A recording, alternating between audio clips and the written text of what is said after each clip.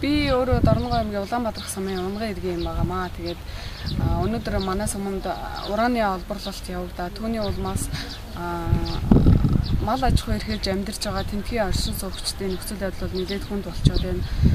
Мал амт ихээр хурж өргөдөж байна. Янз бүрийн гажигтай төл төрж байна. За энэ цаашлаад бол манай нутгийн иргэдэд нөлөөлөхгүй байхын аргагүй болчиход байгаа. Өөрөөр хэлбэл монголчуудаас миний нутагт амьдарч байгаа тэгэхээр ах дүүсээс маань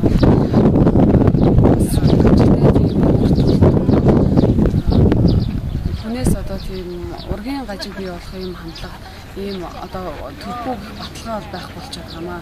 Тийм учраас бид нар бол Арива групп түүний явуулж байгаа үйл ажиллагааг тасалж зогсоохын төлөө тэмцэж байгаа.